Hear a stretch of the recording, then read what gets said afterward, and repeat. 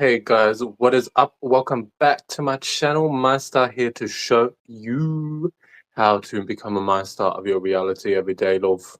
Do you know what we're doing today? Today we're going to talk about how to make an internal compass, love. So how are we going to go about talking about how to make an internal compass?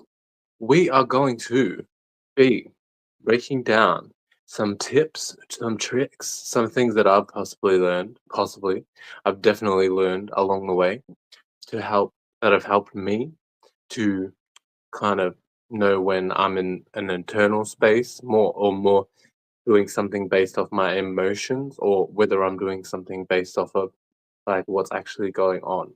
And arguably, before I do get into the video, everything is subjective then objective, and even then it's still going to be subjective in some aspect, because if you have to go subjective then objective, if you have to receive something before you act or react to that thing that you received, then you're still coming from a subjective place no matter how you look at it. But you know subjectively you can have an objective point of view. So it's a bit of a, I don't want to get too deep into that because I also don't want to confuse people. But when we're talking about those kind of energies, it's talking about how, if you understand, first of all, that it's subjective then objective, then you'll know that a lot of things that you experience in your reality is due to where you are internally. And actually, I was going to name the video something to do with that. I was going to name it something to do with like, remember what or knowing what states you're visiting, which still is relevant, but I just thought internal compass sounds a lot more better. So when you pay attention to the different states that you're visiting, when talking about states, it's talking about what states of mind you're in. So if you pay attention to the different states that you're visiting, because you're traveling to that place, you know, if you think one way and you feel one way, and then you instantly start to think or feel another way, you've just traveled from one space, one state, and you've traveled to another state. So the more you pay attention to what states you're actually visiting, you'll be able to analyze and piece together like little bits and pieces of what's more a part of what you've expressed or you've externalized from your internal realm, or what's more of a part of what someone else might have expressed, which arguably it's always teamwork makes the dream work regardless. So it's like people say, like it takes two to tango, but try to think about it in a spiritual sense. Spiritually, if you are creating your reality with your thoughts and feelings, as well as everyone else around you. So in order for you guys to even come together, you were tangoing mentally, you were tangoing in your mind with your thoughts and feelings, whether your thoughts and feelings aligned with that person's or whether it was opposed to that person's. But either way, that's a form of an alignment, because in order for something to be opposed, it has to have some kind of um, degree of connection or relatability to whatever it's opposing. So if you oppose something, you're going against what you originally know that thing to relate to. You know what I mean? So without you knowing and relating to whatever you're opposing, you wouldn't be able to oppose that. Otherwise, you wouldn't have any reason to. You know. So when it comes to you opposing and going against, like, hold on, I need to backtrack. There was a reason why I even brought that up. So when it comes to you opposing and whether or not um, you're in that space or not, because sometimes people might get a little bit confused with those kind of things. They may just sit there and be like, oh, actually, I haven't actually been doing this, this, this, and this, but I keep experiencing similar circumstances to what I haven't been doing. So, and that's where it brings in the picture of sometimes it's not what you're doing, it's what you're not doing. So, if you haven't been doing something, then sometimes it might be better to look at what kind of things you haven't doing, and how those things that you haven't doing may be affecting things in the external realm. So, when you look at that, then you're able to see it from two different sides, and then you can see it from another perspective where you're able to look at both and make a whole picture. And that's when you can see the full surrounding of something, and that's using numerology. So your initial idea of it, and then what you relate it to, and then once you relate those two, you've created an atmosphere. You're looking at both of those things together now. And then once you know that you've created that space and you step out of that space, then you'll be able to see it from the outside looking in, which is taking you to that fourth dimensional energy and having your own idea about whatever space you were just within, whatever thing you were just thinking about and relating to and feeling about. So when you look at it from that perspective, you're able to see, okay, well, yes, I'm not creating this in my reality. I'm not creating this in my reality because I know that that's not part of a mental space that I've traveled to. That's not a state of being that my mind keeps going to, you know? And if you know that because you're paying attention to what states you're visiting, you know, you're knowing and how much time, that's important as well. How much time and energy, how much how much you're paying for that experience, right? So the more time and energy you put into that experience, you pay for that experience internally, whether it's an argumentative space, whether it's an indecisive state, whether it's an emotional state, then the more you start to put your pieces of energy into that.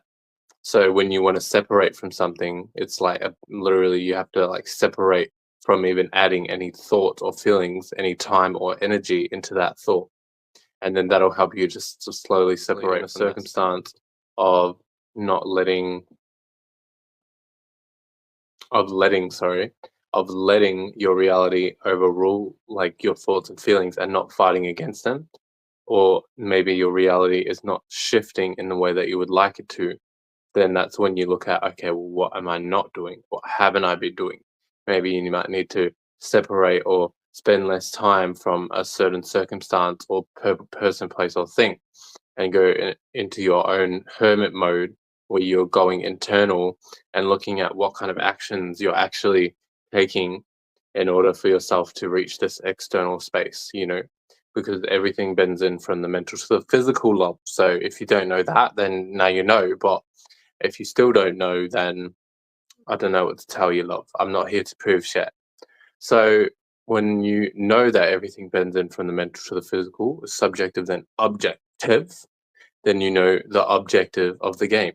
You'll be able to look at, okay, what kind of states of being am I actually staying in for longer periods of time in order to create like a big ass fat cloud which condenses and rains down into my reality as a physical experience, person, place, or thing.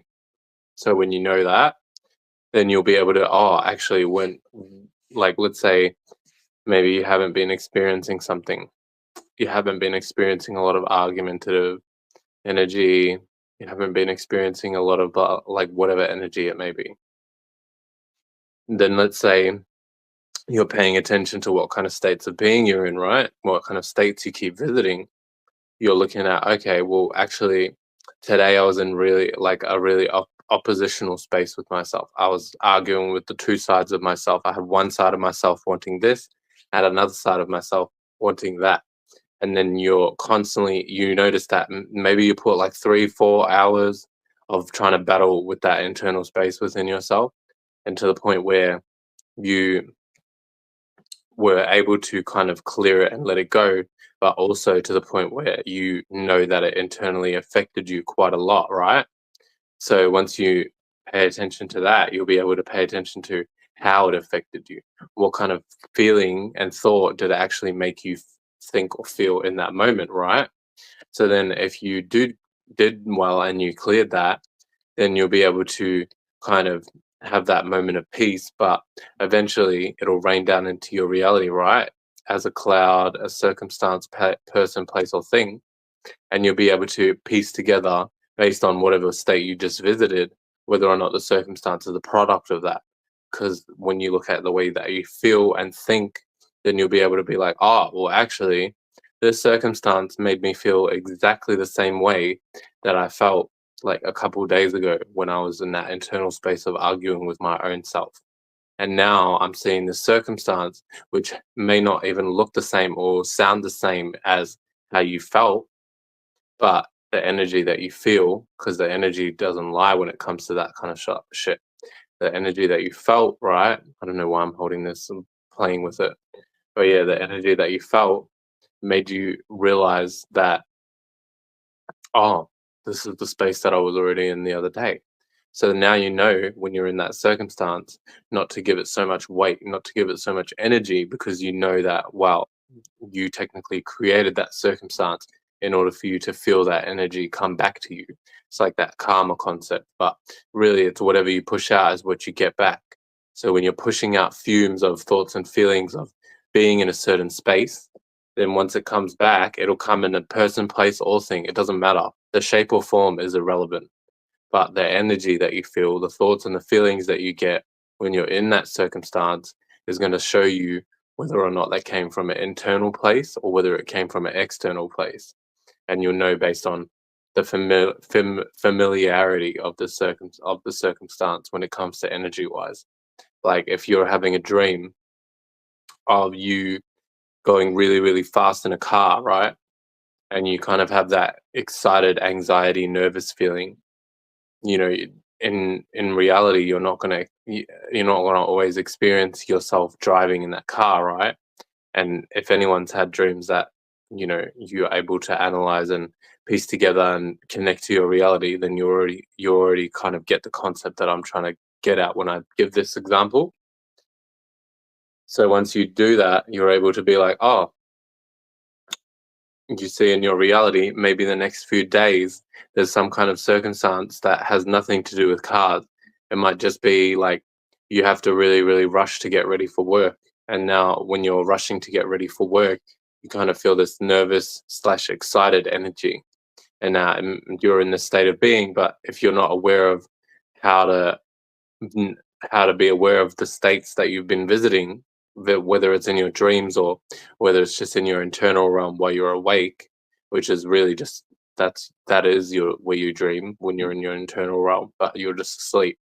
So once you actually do that, you'll be able to be like, oh, once you actually know that, sorry, you'll be able to be like, oh, well, actually, yeah, I did have a dream about when I was literally racing in a car and it made me feel the exact same way, even though right now I might not be in a car. So those are like very, very important things to pay attention to, love, when you are trying to piece together what you've manifested and what you haven't manifested in your reality. Otherwise, you'll just kind of be going about things blindly. This is what people mean when they say, like, a lot of people won't know that this is what they mean. But this is what people mean when they say you need to be your own spiritual guru, or utilize your own intuition, right? And that's one of the reasons on why I wanted to term or name this video your internal compass. Because when it's talking about an internal compass, that to me relates to your intuition, letting your intuition guide you.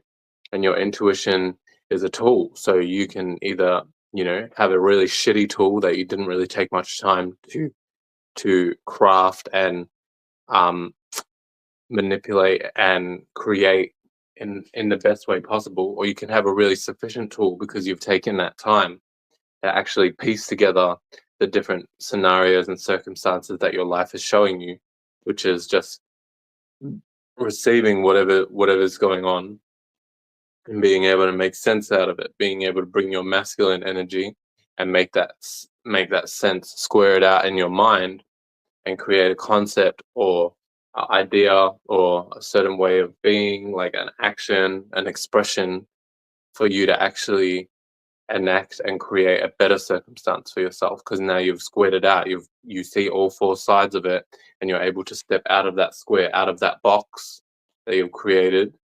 Now you'll see the box from the outside because you've envisioned what it is, the 4 points of it, the idea, the problem, the solution, and then the conclusion of that.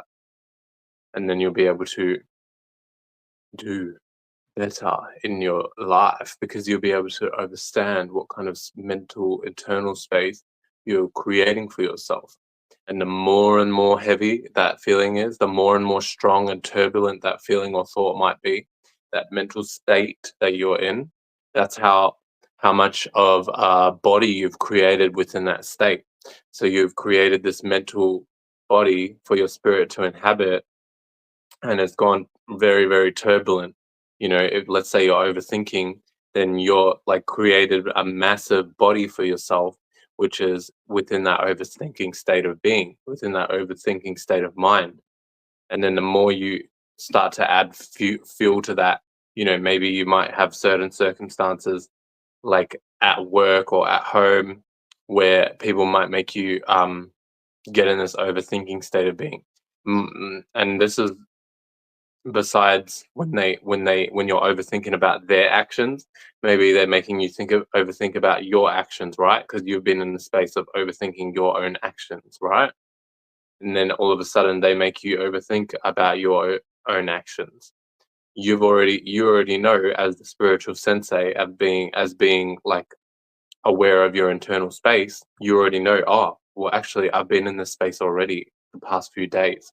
I've already been adding fuel to this fire, this imagination, this connection. So once you actually realize, oh wow, I've been adding fuel to this energy and this space of internal frustration, and this is really just manifested into reality from this circumstance that I'm seeing right now, which is just the exact same state of being that I put myself in. Then boom, you're on your way. And the more you start to pay attention to that, it's like you're creating a mind of itself within that space.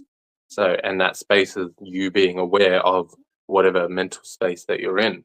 And the more bigger or the more sufficient you can create this mind within that space, that's you. Like, it's like you're creating a mind of being, having your own internal compass. And meditation is a big help when it comes to this, because meditation also gives you that clarity, that ability to step out of your thoughts and feelings and to see it clearly from the outside in. And then once you do that, because that's all meditation is, you're clearing your mind, right? So you're stepping out of a thought or a feeling, or you're letting go of that thought or a feeling. The reason I say stepping out of a thought or a feeling is because you create a mind to inhabit. It's like your first body, which condenses into this body. This is why everything condenses from the internal to the external. So when you look at your mind, this literally condenses to become your brain, your organs, your heart, everything, or your physical body. This is why we all have different physical bodies. Like, we all don't look the same. If all of our minds were exactly the same and we created the minds the exact same way, then we would look the same. We would feel the same. We would receive things the same. But the fact that you can receive the same experience and express this same experience, but in a different way than I do, you use your hands for something different than I might.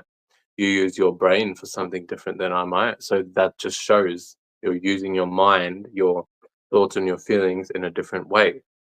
And it may be the same thing, but you're creating it and architecturing your own mind in the way that's best suited for your circumstance, for your body, for your everything.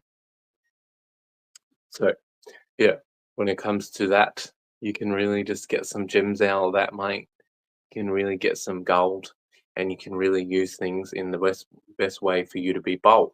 And that'll give you the tools as well to know when certain circumstances call for you to actually express or externalize something. Maybe you might need to call someone out on their behavior or whatever the circumstance may be, but you'll know when the time is right for you. I'm not going to sit here and say you should call someone out for their behavior, because there's a time and a place for everything. But when it comes to that, you'll be able to know, oh, this is a circumstance that I will put a lot of fumes into. I put a lot of thoughts and feelings into. So I know not to participate any more into this unless I want to manifest and create a bigger cloud, a bigger mind, a bigger awareness within that state. It's like you're building your own house within that state. And that house is just your mind. You're just in that state of being, that state of mind, and you're just building a bigger and bigger house because you keep on thinking about it, you keep on feeling about it, you keep on adding to that experience. But once you realize this, then you'll be like, oh, well, actually, no, I've added to this, this, this, and this. So now I know that these are spaces that I actually need to exit from. I actually need to X myself out of, that X energy. If you watch my video the other day about, what's it called? The freestyle energy read, I think I called it, like where I read the devil card and I broke down the symbolism behind the devil card. I also talked about the X symbolism in that video because there was an X at the bottom of the card that I had. So when you X something out, That's crossing it out, you know, Xing it out of yourself or exiting. That's why, you know, it's even correlated to those energies. You're exiting out of a circumstance or a state of mind. And when you, that's like a, that's why they call it an X, you know, something that you used to do or some person that you used to relate to, right? These are X's. These are something that you've X'd yourself out of. So now you know what to X yourself out of whatever states of beings that you've visited over your time, over your week, over your year. Now you're like, oh, okay, well, I don't need to deal with this. I don't need to deal with this. I don't need to deal with this. Because really, this is just a product of my own creation. That's just a child that you bore from your mental to your physical. It's like that Hindu shit. Like, you know, respect everybody's religion at the end of the day, but when it comes to the Hindu stuff, it's trying to explain about how we give birth out of our mind through our thoughts and feelings. And like in the Hinduism religion, it's like their idea of God is really just like your spirit, your space, your nothingness is creating, and they might even not even know this. A lot of Hindu people, but when I explain this, you'll already know that this is fact. You'll know that this is true just based on how I explain it because it correlates, it relates to. So when you talk about Hinduism, the god or the deity that they're talking about, or I don't know about deity, but the god that they're talking about that gives birth out of its head. This is talking about you giving birth through your thoughts and your feelings out of your mind. So the God is just your space, your the observer, you observing your mind and the thoughts and feelings that you're giving birth to. And then the deities or whatever it gave birth to out of its mind is just a form of your expression as a space. You're expressing those thoughts and feelings, you're giving birth to them, and this is allowing you to create a better mind or a worse mind for yourself, to experience a better circumstance or a worse circumstance for yourself. And this is why they talk about in a lot of religions how the gods create the world, because it's a representation of how your space, you as the observer, are creating your internal world, your internal mind, by giving birth to thoughts and feelings and creating a mental space and an atmosphere. This is why we have auras and atmospheres too. Like it all ties in. So it's when it's talking about like different religions or spiritual systems or certain concepts, there's always certain truth or an aspect of truth in everything. But if you don't know how to pick and and connect the dots, then you'll get lost into, you know, the literal interpretation of what these things talk about. And you'll think that there's really a God out there that's like giving birth to like other beings and so on and so forth. When really it's a representation of your internal realm. It's an imagination, a way of people physically or mentally painting their internal realm in a way that they're able to express it and relate it to others. Now you can talk about what goes on within you, and you might be able to teach someone else how to manage their internal realm a lot more sufficiently and a lot more better. But if you don't actually take the time to, you know, step out of that and see it for what it is, and you're just like lost into it, now you're thinking, oh, this reality is like governed by beings that like you can't see. This is like how the shadow government tries to play God, because now you think that there's something out there that you can't see that has some kind of control over your reality. When really, if you're able to observe it in your reality, that's what's showing you what's going on in truth. You know, so we observe things happening every day. We observe new spirits being born every day. We observe new species of plants coming into existence, new species of animal, all kinds of new species of things, new babies being born. So when we see this, we know that everything happens from the internal to the external. So internally or spiritually, there must have been a space that we were in order for us to keep giving birth to new things, right?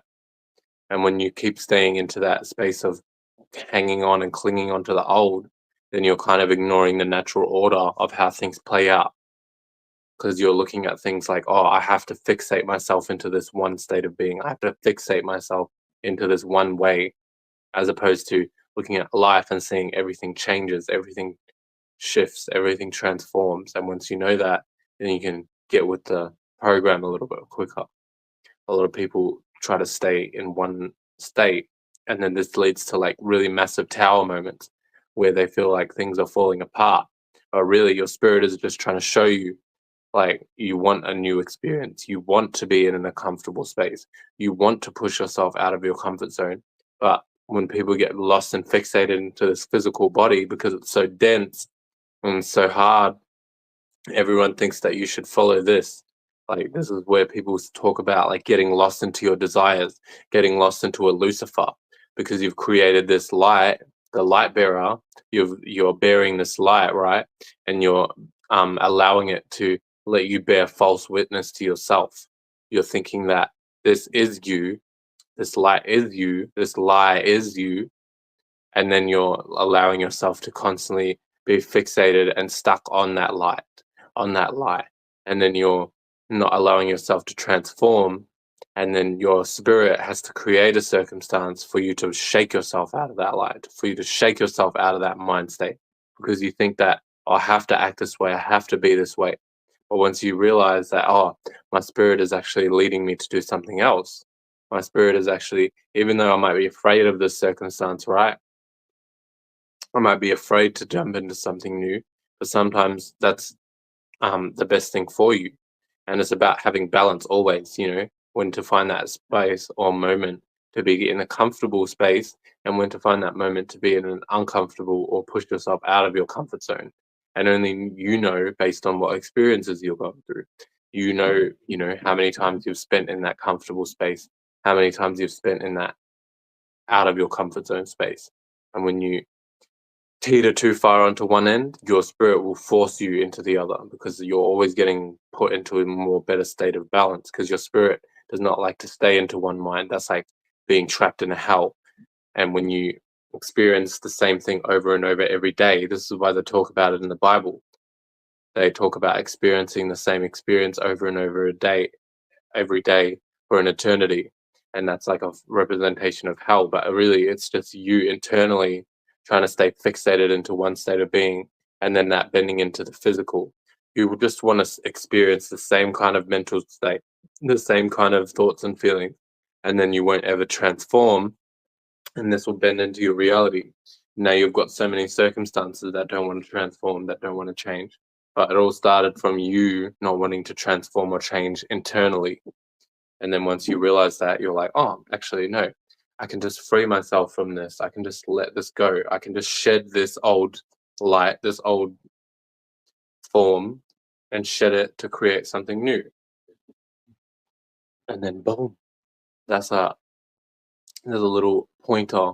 And shout out to Doelow Pilotman. I know I put that in the description, but he is the coldest, the most freaking hardest, the most freaking every aspect, all the four elements of spirituality, business, entertainment, religion, politics, you name it. So if you want to learn more about the stuff, more in depth, he's the best YouTuber to go towards. But if you're learning from me, it's probably because you were drawn to me for a reason. So I also want to acknowledge that too, because you may receive or internalize the words that I'm expressing in a different way. But even though we're talking about the same kind of thing, the same concept, we're just talking about life, observing life, and being able to extract different experiences and different wisdom from each perspective of life. And then, just based on my experiences, I'm able to express, and maybe this might be able to help someone else in their own experience, but in their own unique way. And you can learn either what not to do or what to do based on, watching my videos. So shout out. Shout out to you if you are here. So yeah, when it comes to all those kind of things, this is how you can start to formulate a mind that you're better able to have an internal compass, an internal space that directs you and be your own spiritual guru. And you know how to do this. Otherwise, you wouldn't be like able to receive or internalize what I'm even saying. It's just about me being here to remind you what you already know. Because if you didn't know anything, you wouldn't even be here. You wouldn't have a brain, you wouldn't have a mind, you wouldn't be able to internalize, externalize any thoughts or feelings. We won't be able to do shit, love. You know, when you there's some things that you naturally just do by instinct without even thinking, without even feeling. This is like the Aries kind of energy. Aries is like represented by impulsiveness, but really they just know how to go off by instinct because Aries is the first sign in the zodiac. It's all about that first energy. So the first feeling that you get, the first instinct, the first reaction, the first impulse. So these are all how Aries will be able to go about things in a lot sufficient. And shout out to Aries too, because it's Aries moon right now, Aries full moon. Also known as crash out season.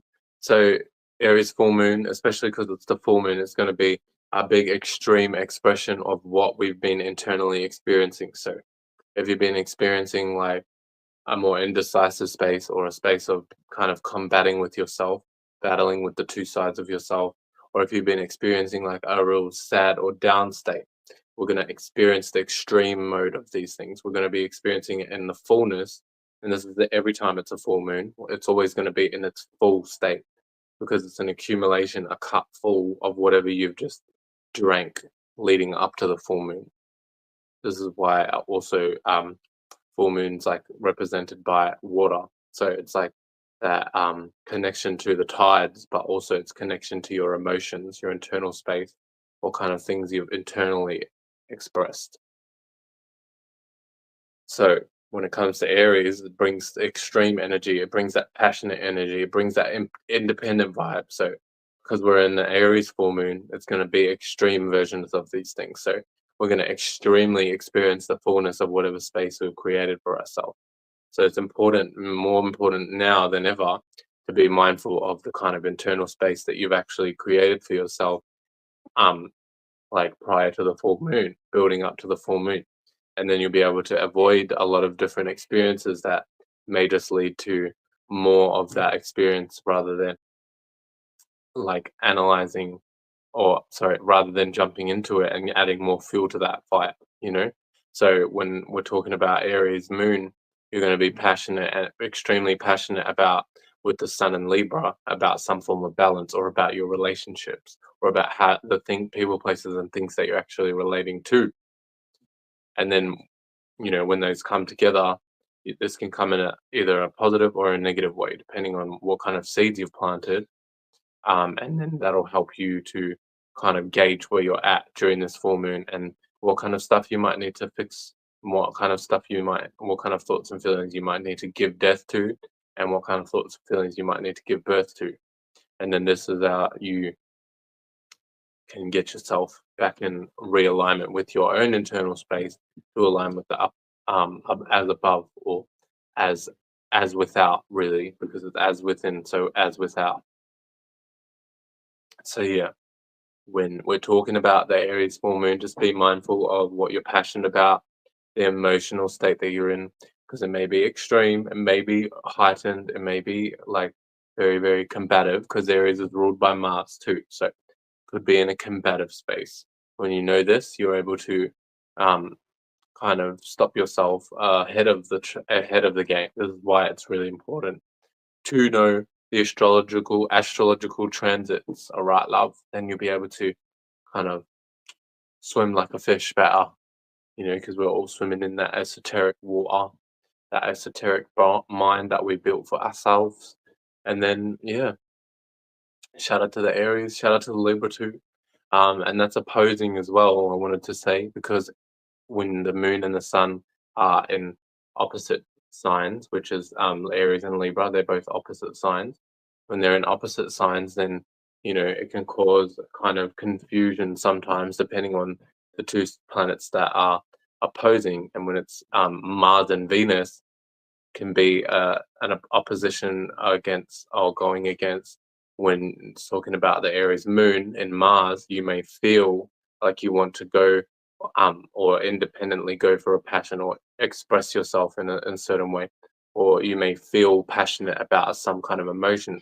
But then with the sun, you want to be more relatable. You want to act on more relatable kind of energies. So when it comes to that, like you may have that battle between yourself of feeling like you want to go for your passions or be independent, but also feeling like you have to kind of act and be in a more relatable manner, or maybe sacrifice some certain circumstances for the sake of like what you're relating to, the people, places, and things that you're actually relating to during this time. And this is a little bit of a conundrum during Aries and Libra opposition that you might need to battle or go through. And depending on how bad or good, or no, sorry, how much energy you put into those negative seeds will determine like how much of that you actually experience and how much of that you are able to rise above. And regardless of where you are on the ladder scale, though, you're going to be experiencing some form of that energy, whether it's a lot or a little. So, you're not alone. And don't freaking feel like you are alone, because at the end of the day, we're all experiencing this esoteric wave that's going on. And we're all experiencing it with our own internal wave. We all push out waves. Like, it's like a whole big water cycle. And when you realize what kind of waters you're pushing out and it receiving, then you'll be able to swim a lot more better. You'll be able to have like a compass, well, an internal compass for you to swim in the esoteric waters, in those spiritual waters. And then boom, you can do a lot easier, you can do a lot smoother, you can do it a lot better in the way that you would like to. And that's going to play out in whatever way it means for you. But that depends on your goals, your purpose, where you're headed towards, what kind of direction you want to swim in, love. So yeah, I think that's a pretty good place to end this video in. I'll see you guys for the next video, and that's some little pointers on how you can create a better internal compass for yourself, and some little tips and tricks of what you might be able to pay attention to in order to formulate a sufficient internal compass. And this is where the compass even manifested from, because whoever made the compass would have started to understand the internal version of whatever they created. So they would have had a good way of knowing how to direct themselves, whether it be directing themselves when it comes to geographically, or when it's directing themselves within their mind. But it would have all came from that first starting point of being able to direct themselves mentally. And they might not know how to emulate or articulate what I'm saying about it, but this is a way of knowing how that person came up with that, because they would have developed some kind of thought, some kind of feeling similar to what I'm talking about, or in the same kind of space. And then they would have been able to build a big mind within that space. And then eventually they would have got this idea like, oh, let me create a compass, however that may have played out for them. Let me create a compass for me to physically be able to know where I'm going so I don't get lost physically. And then boom, that person would have, you know, now we look today, like compass is very well-known tool, and it was used for quite a while. I'm sure people still use the compass, but I don't really see them around very much anymore. So, laters, guys, peace. Hope you enjoyed this, and get to making your internal compass, loves. You can do it. You got the best fucking compass now. You can create something even new. Like, it might not be a compass, it might be the successor to the compass. It might be something that overrules the compass and makes it completely redundant, love. So this is how you can freaking become a manifestor, a magician. Laters, peace.